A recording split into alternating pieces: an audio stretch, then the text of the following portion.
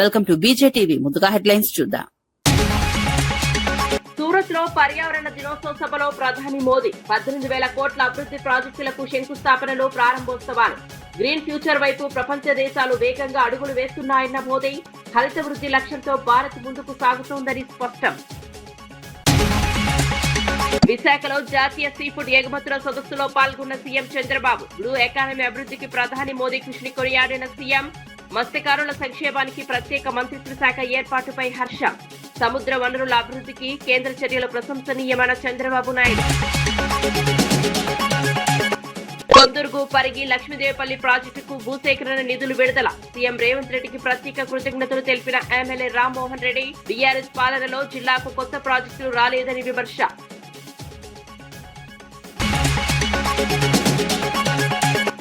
రాజధాని అభివృద్ధికి గొడ్డలి పార్టీ అడ్డంకులు సృష్టిస్తోందన్న దేవినేని ఉమా. అమరావతి నిర్మాణాన్ని అడ్డుకునే కుట్రలు జరుగుతున్నాయని ఆరోపణ. రాజధాని అభివృద్ధిపై మీడియా సమావేశంలో విపక్షాలపై విమర్శలు. రాష్ట్ర భవిష్యత్తు కోసం అమరావతి అభివృద్ధి అవసరమని దేవినేని ఉమా వ్యాఖ్యలు. పెండింగ్ ప్రాజెక్టులన్నింటినీ రికార్డు సమయంలో పూర్తి చేస్తామన్న సీఎం రేవంత్. పాలమూరును సస్యశ్యామలం చేసి అభివృద్ధిలో ఆదర్శంగా నిలుపుతామని వెల్లడి. వలసల జిల్లా అనే ముద్రను చెరిపేస్తామని సీఎం రేవంత్ రెడ్డి స్పష్టం. ఇక వార్త వివరాల్లోకి వెళ్తే, పాలమూరు జిల్లాను అభివృద్ధిలో రాష్ట్రానికి ఆదర్శంగా తీర్చిదిద్దుతామని ముఖ్యమంత్రి రేవంత్ రెడ్డి తెలిపారు. పాలమూరు, రంగారెడ్డి సహా పెండింగ్ లో ఉన్న అన్ని సాగునీటి ప్రాజెక్టులను రికార్డు సమయంలో పూర్తి చేస్తామని చెప్పారు. ఒకప్పుడు వలసల జిల్లాగా పేరొందిన మహబూబ్ నగర్ ను ఇకపై వ్యవసాయ అభివృద్ధికి కేంద్రంగా మార్చేందుకు ప్రభుత్వం కట్టుబడి ఉందన్నారు. కృష్ణా జలాలను సమర్థంగా వినియోగించి బీడు భూములను పచ్చని పంట పొలాలుగా మార్చే దిశగా చర్యలు కొనసాగుతున్నాయని చెప్పారు. పాలమూరులో సాగునీటి వసతులు పెరగడంతో రైతుల ఆదాయం మెరుగుపడుతోందని, గ్రామీణ ఆర్థిక వ్యవస్థ బలోపేతం అవుతుందని వివరించారు. ప్రశ్నిస్తాడు, హరీష్ రావు ఏదో చెప్తాడు, ఈడున్నో లేదు, వాళ్ళ కోసం కాదు, నా చిత్తశుద్ధి ప్రజల కోసం. నేను ఇక్కడి నుంచి వచ్చిన, నాకు తెలిసి ఇక్కడ ప్రజలు ఏం కోరుకుంటారు, ప్రజలకు ఏం చేయాలనేది. సో నేను నా బాధ్యతను బాధ్యతాయుతంగా నెరవేరుస్తా. నేను వాళ్ళలాగా కమిషన్ల కోసం, కాంట్రాక్ట్ల కోసం పనిచేస్తుంది కాదు. 20 ఏళ్ళు మీరు నన్ను చూసారు ఈ జిల్లాలో. ఏ ఒక్క రోజన్నా జిల్లా పరిషత్ మెంబర్ నుంచి ముఖ్యమంత్రికి ఈ జిల్లాలో ఇన్ని వేల కోట్ల రూపాయల కాంట్రాక్ట్ జరిగింది. ఏ చిన్న ఆరోపణ నేనడని వచ్చిందా? మీరే కదా సాక్షి, మీరే కదా. 20 ఏళ్ళల్లా ఎవరైనా, ఏ కాంట్రాక్టర్ అయినా, ఎవరితో అయినా చిన్న లాలూచి కానీ ఎవరితోనైనా మాట్లాడిన సందర్భం అని ఉందా? ప్రతిపక్షంలో ఉన్న ఆ రోజు ఉన్నోళ్ళు కూడా ఎప్పుడైనా నా మీద ఆరోపణ చేసిరా? అన్ని పార్టీల నాయకులతో నాకు ఏదో వివాదం ఉండేది రాజకీయాలలో, కానీ ఎప్పుడన్నా వచ్చిందా? ఈ రోజు కూడా చిత్తశుద్ధితోని పనులు పూర్తి చేస్తాము. బ్రహ్మనాయుడు అరెస్టు పూర్తిగా అక్రమమని మాజీ మంత్రి అంబటి రాంబాబు విమర్శించారు. వైఎస్ఆర్సీపీ నాయకులను లక్ష్యంగా చేసుకుని కొందరు మీడియా సంస్థలు నిరంతరం విష ప్రచారం చేస్తున్నాయని ఆరోపించారు. ఎన్నికల సమయంలో ఇచ్చిన హామీలను అమలు చేయడంలో ముఖ్యమంత్రి చంద్రబాబు నాయుడు విఫలమయ్యారని అన్నారు. 2 ఏళ్ల పాలనలో ప్రజలకు ఇచ్చిన హామీల్లో ఎన్ని అమలు చేశారో ప్రభుత్వం వెల్లడించాలని డిమాండ్ చేశారు. మాట మార్చడం, హామీల నుంచి వెనక్కు తగ్గడమే చంద్రబాబు రాజకీయ బ్రాండ్గా మారిందని వ్యాఖ్యానించారు. ప్రజా సమస్యల పరిష్కారంపై దృష్టి పెట్టాల్సిన ప్రభుత్వం రాజకీయ కక్ష సాధింపులకే ప్రాధాన్యం ఇస్తోందని అంబటి రాంబాబు ఆరోపించారు.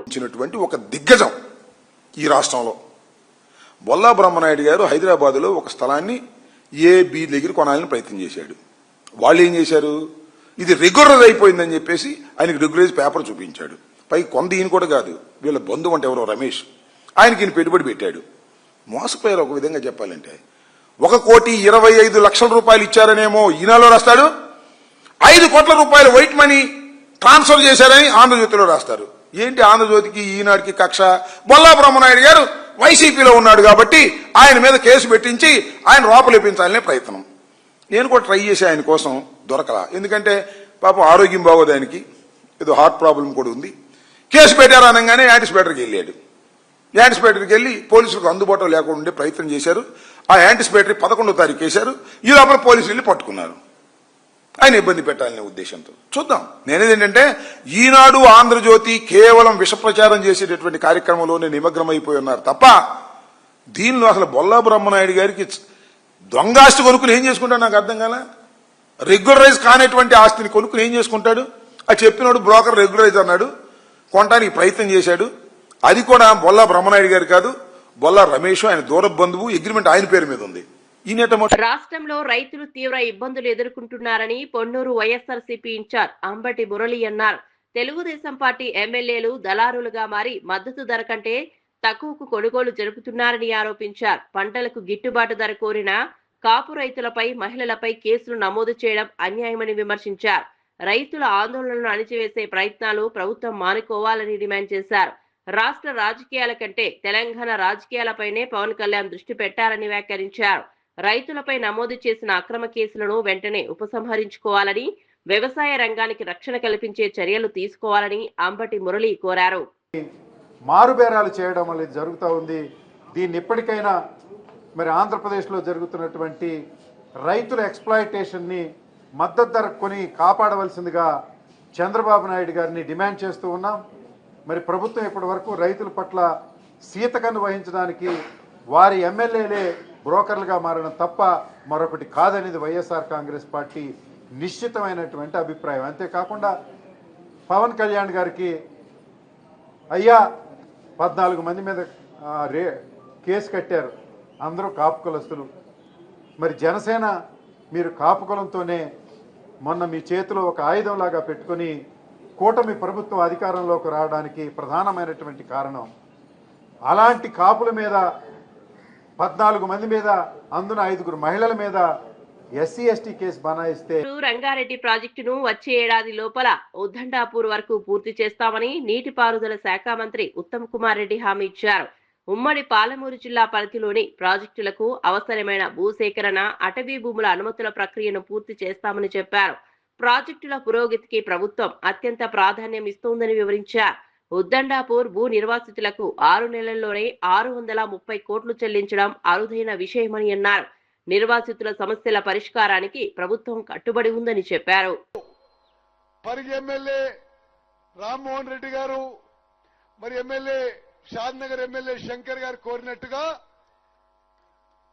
ఉద్దండాపూర్ నుంచి లక్ష్మీదేవిపల్లికి కూడా ముఖ్యమంత్రి గారి ఆదేశాల మేరకు భూసేకరణ కార్యక్రమం కూడా మొదలు పెడతామని చెప్పి స్పష్టమైన ప్రకటన చేస్తున్నాం.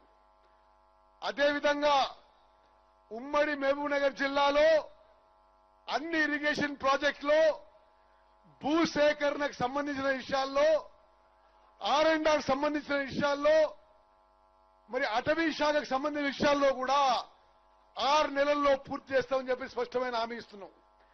మరి ఇప్పుడే అమరావతి రాజధాని అభివృద్ధిని అడ్డుకునేందుకు ప్రతిపక్షాలు కుట్రలు చేస్తున్నాయని టీడీపీ సీనియర్ నాయకుడు దేవినేని ఉమామహేశ్వరరావు ఆరోపించారు. మీడియా సమావేశంలో మాట్లాడిన ఆయన, రాజధాని నిర్మాణం వేగంగా ముందుకు సాగుతున్న సమయంలో కొన్ని రాజకీయ శక్తులు అడ్డంకులు సృష్టిస్తున్నాయని విమర్శించారు. అమరావతి అభివృద్ధి రాష్ట్ర భవిష్యత్తుతో ముడిపడి ఉందని, దీనిని అడ్డుకోవడం ప్రజల ఆకాంక్షలకు విరుద్ధమని అన్నారు. రాజధాని నిర్మాణం పూర్తయితే రాష్ట్రానికి పెట్టుబడులు, ఉపాధి అవకాశాలు పెరుగుతాయని చెప్పారు.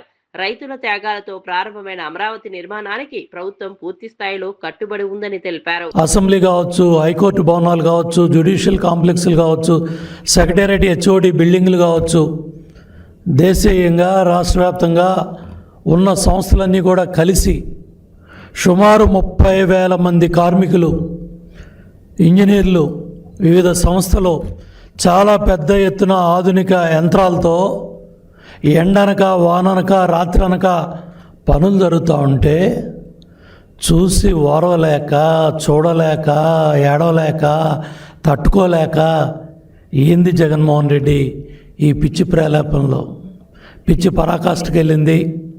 అర్థం చేసుకోండి, ప్రజలు అన్నీ తెలుసుకుంటా ఉన్నారు. ఇక్కడ చిన్న ఉదాహరణ చూపిస్తూ ఉన్నా.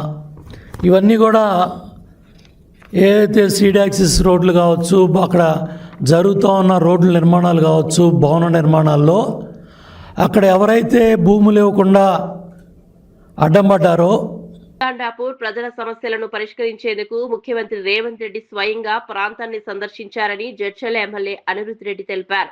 నిర్వాసితుల కోసం ప్రభుత్వం 630 కోట్ల ప్రత్యేక ప్యాకేజీ మంజూరు చేసిందని చెప్పారు. ప్రజలకు కేటాయించే కొత్త ప్లాట్లు ఉన్న ప్రాంతాలకు పాత గ్రామాల పేర్లనే కొనసాగించాలని ముఖ్యమంత్రిని కోరినట్లు వెల్లడించారు. నిర్వాసితుల పునరావాస ప్రక్రియను వేగంగా పూర్తి చేసే దిశగా ప్రభుత్వం చర్యలు తీసుకుంటోందన్నారు. గత 10 ఏళ్లలో ఈ ప్రాంత ప్రజలను పట్టించుకొని వారు ఇప్పుడు పాదయాత్రలు చేస్తామని చెప్పడం ప్రజలు నమ్మరని వ్యాఖ్యానించారు. 6-4 లక్షలు నవపేట 50-60 లక్షలు అయిపోయింది. 40 ఎకరాలు ఉన్న భూమి వాసులకు ఈ రోజు 400 గజాలు లేవు. అలాంటి నీచులు వాళ్ళు మిమ్మల్ని రోడ్ల మీదకి తీసుకొచ్చినారు.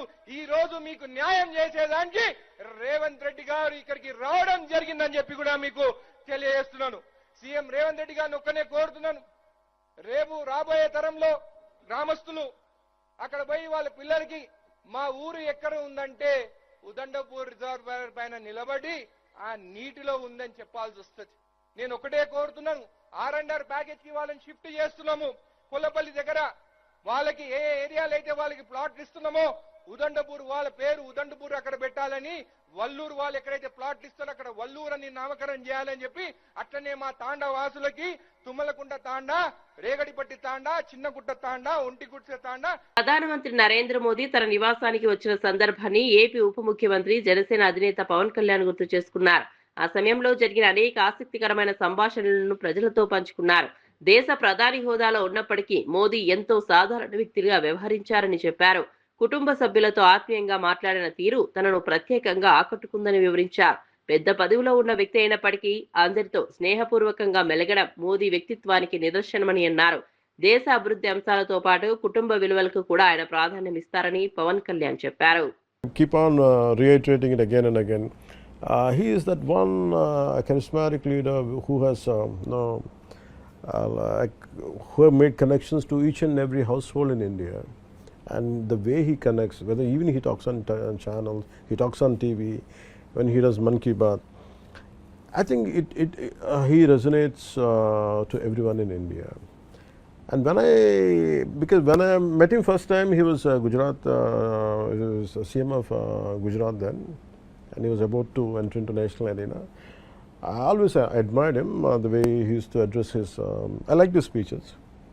So when I started the party, I felt like suddenly I had this intense urge to go and meet him.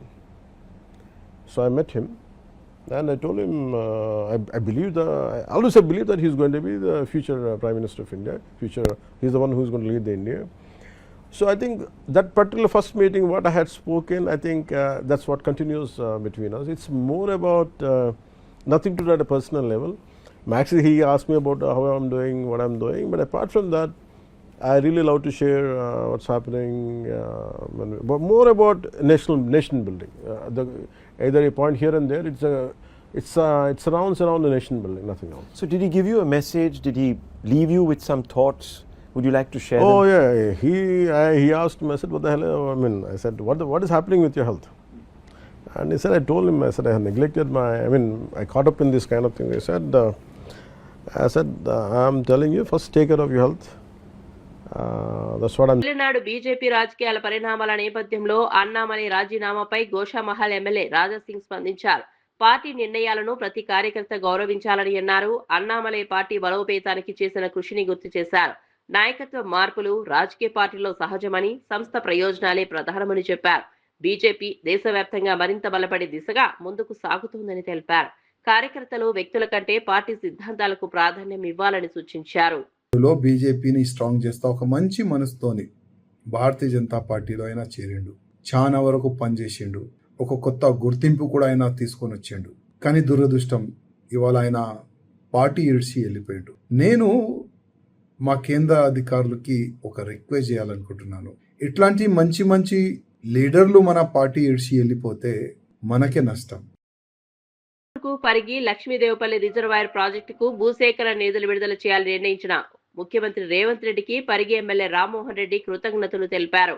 గత 10 ఏళ్ల బీఆర్ఎస్ పాలనలో రంగారెడ్డి జిల్లాలో ఒక్క కొత్త ప్రాజెక్టు కూడా నిర్మించలేదని విమర్శించారు. ఈ ప్రాజెక్టు పూర్తయితే పరిగి నియోజకవర్గంతో పాటు వికారాబాద్, తాండూర్, కొడంగల్ ప్రాంతాలకు సాగునీరు, త్రాగునీరు అందే అవకాశం ఉందన్నారు. భవిష్యత్తులో హైదరాబాద్ నగరానికి కూడా త్రాగునీటి సరఫరా చేసే అవకాశాలు ఉన్నాయని చెప్పారు. తొందరగా మా ప్రాంతానికి నీళ్లు వస్తుండే, జురాల కాకుండా శ్రీశైలం నుంచి నీళ్లు తీసుకోవడానికి అని చెప్పి బీఆర్ఎస్ ప్రభుత్వం వ్యూహరచన చేసి దాని మూలంగా కూడా మాకు పెద్ద ఎత్తున నష్టం చేసి రంగారెడ్డి జిల్లాలోనే ఎక్కడ కూడా ఒక్క ప్రాజెక్టు కూడా కట్టలేదు. కనీసం ప్రాజెక్టు స్థలం ఏదైతే ఉందో కొందుర్గు డాష్ పరిగి లక్ష్మీదేవిపల్లి. కొందుర్గు అంటే షాద్నగర్ కాన్స్టిట్యున్సీలో ఉంటుంది.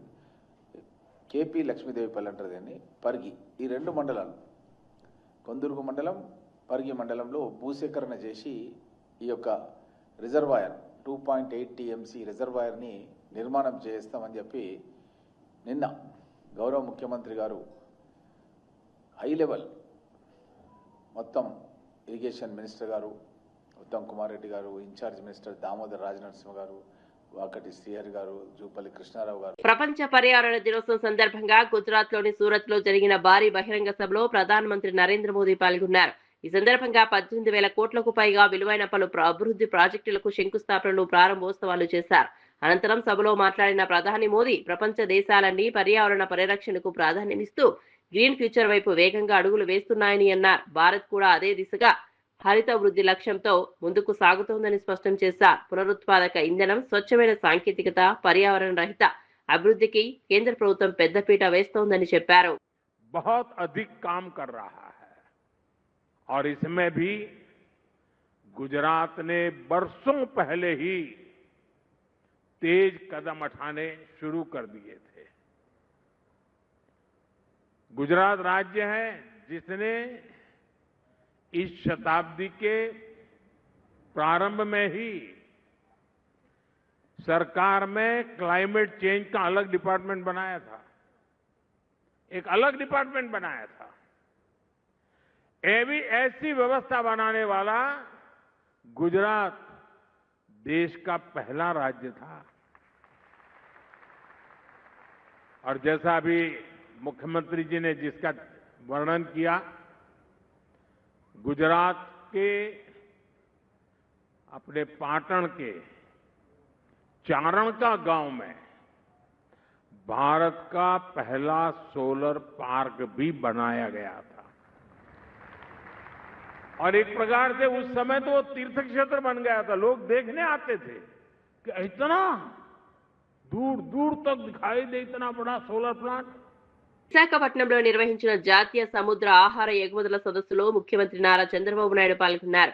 ఈ సందర్భంగా దేశంలో సముద్ర వనరుల అభివృద్ధి, మత్స్యకారుల సంక్షేమానికి కేంద్ర ప్రభుత్వం తీసుకుంటున్న చర్యలను ఆయన ప్రశంసించారు.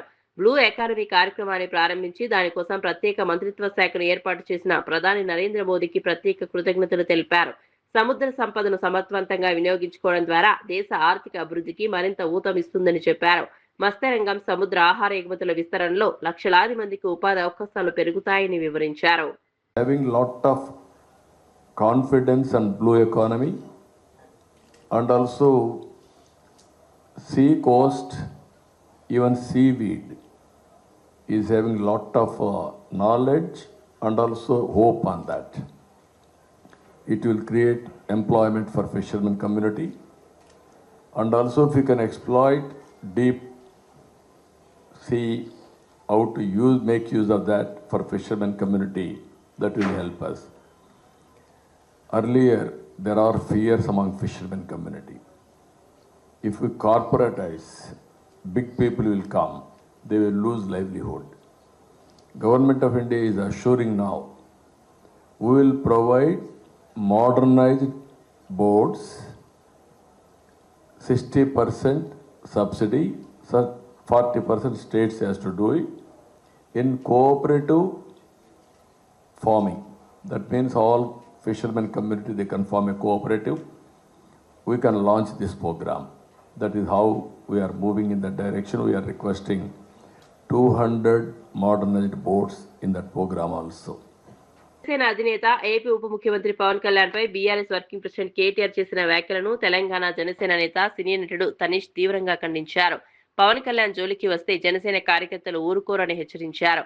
తెలంగాణలో జనసేన బలం ఏమిటో అవసరమైతే చూపిస్తామని అన్నారు. బాధ్యత గల నాయకుడిగా పవన్ కళ్యాణ్ చేసిన వ్యాఖ్యలను రాజకీయ ప్రయోజనాల కోసం వక్రీకరించడం సరికాదని చెప్పారు. ప్రజా సమస్యలపై మాట్లాడే నాయకులను లక్ష్యంగా చేసుకుని విమర్శలు చేయడం కంటే ప్రజలకు ఉపయోగపడే అంశాలపై దృష్టి పెట్టాలని సూచించారు. తెలంగాణ ఉద్యమ పోరాటంలో ఉద్యమాలు చేసిన, త్యాగాలు చేసిన వారి వల్లే ఈరోజు తెలంగాణ గడ్డ ఉంది. అది నిజం 100%. కాకపోతే ఈ విషయం మీకు అప్పుడప్పుడు ఎందుకు గుర్తొస్తుంది, మీకు మీ పార్టీ వాళ్ళకి కానీ, ఎప్పుడైతే మీకు రాజకీయ పరమైన ఒక మైలేజ్ కావాల్సి వస్తుందో అలాంటి సమయంలోనే ఇది మీరు లేవనెత్తుతారు. కానీ అదే యుద్ధమాలకి ముందుకు వచ్చి పోరాటం చేసిన విద్యార్థులకు కానీ లేదా వారి కుటుంబానికి కానీ మీరు ఎంతవరకు న్యాయం చేశారు?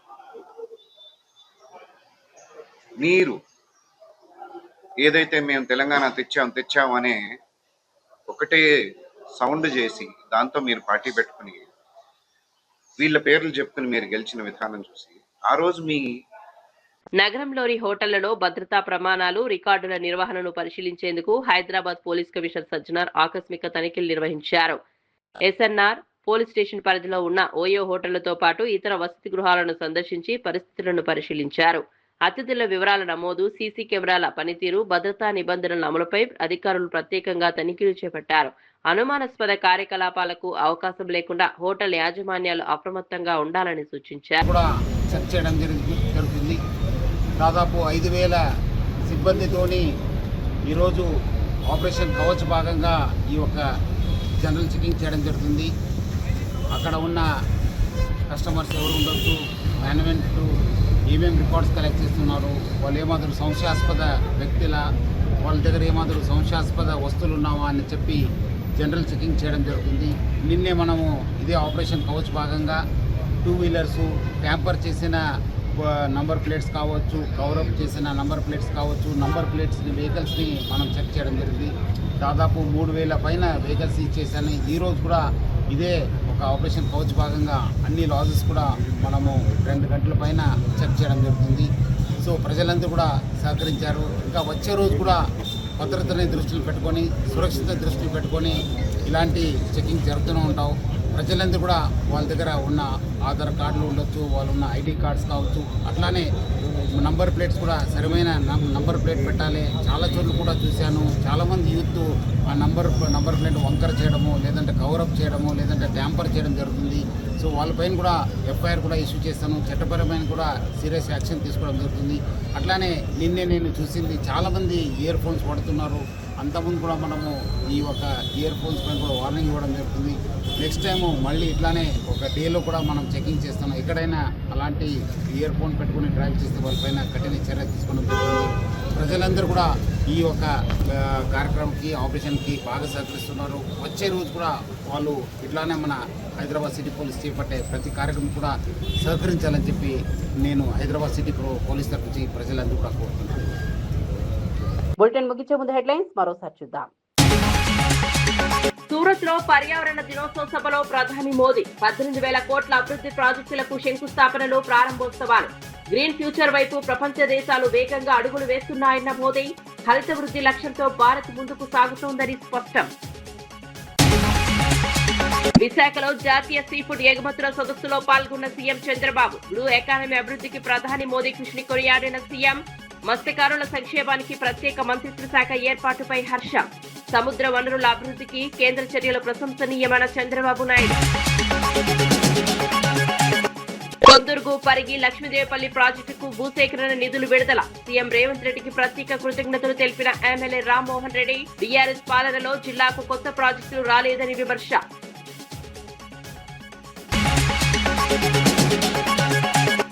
రాజధాని అభివృద్ధికి గొడ్డలి పార్టీ అడ్డంకులు సృష్టిస్తోందన్న దేవినేని ఉమా. అమరావతి నిర్మాణాన్ని అడ్డుకునే కుట్రలు జరుగుతున్నాయని ఆరోపణ. రాజధాని అభివృద్ధిపై మీడియా సమావేశంలో విపక్షాలపై విమర్శలు. రాష్ట్ర భవిష్యత్తు కోసం అమరావతి అభివృద్ధి అవసరమని దేవినేని ఉమా వ్యాఖ్యలు. పెండింగ్ ప్రాజెక్టులన్నింటినీ రికార్డు సమయంలో పూర్తి చేస్తామన్న సీఎం రేవంత్. పాలమూరును సస్యశ్యామలం చేసి అభివృద్ధిలో ఆదర్శంగా నిలుపుతామని వెల్లడి. వలసల జిల్లా అనే ముద్రను చెరిపేస్తామని సీఎం రేవంత్ రెడ్డి స్పష్టం. మరిన్ని అప్డేట్స్ కోసం చూస్తూనే ఉండండి